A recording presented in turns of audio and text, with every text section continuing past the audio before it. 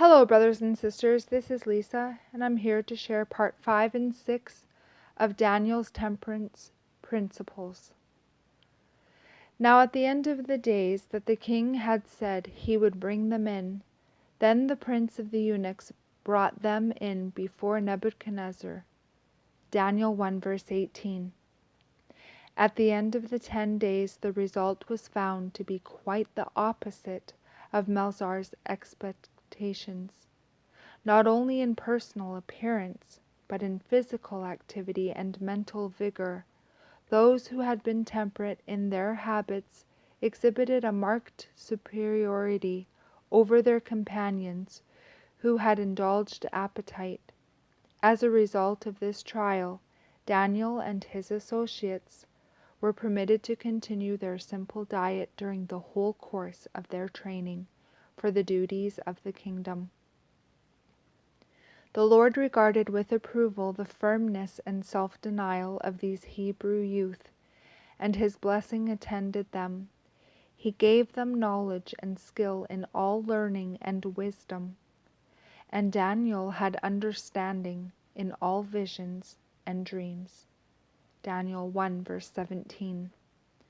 At the expiration of the 3 years of training, when their ability and acquirements were tested by the king, he found none like Daniel, Hananiah, Mishael, and Azariah. Therefore stood they before the king, and in all matters of wisdom and understanding that the king inquired of them, he found them 10 times better than all the magicians and astrologers that were in all his realm. And that's in verse 20. And part 6 now, it says, And he said unto me, O Daniel, a man greatly beloved, understand the words that I speak unto thee, and stand upright, for unto thee am I now sent.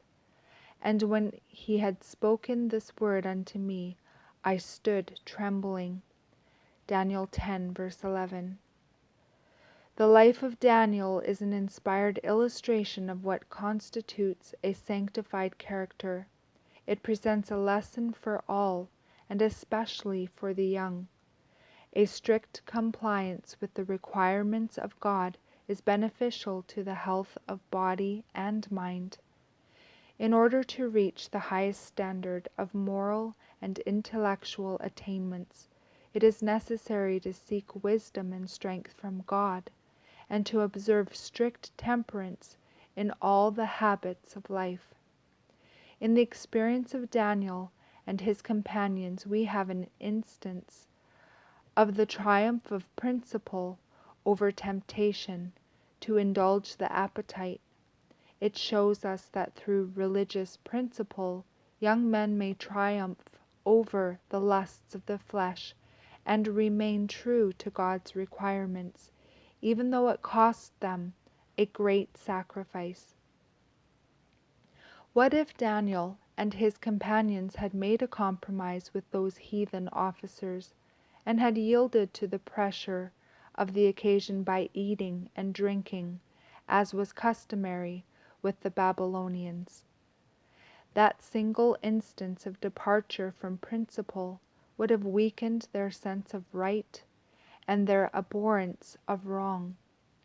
Indulgence of appetite would have involved the sacrifice of physical vigor, clearness of intellect, and spiritual power.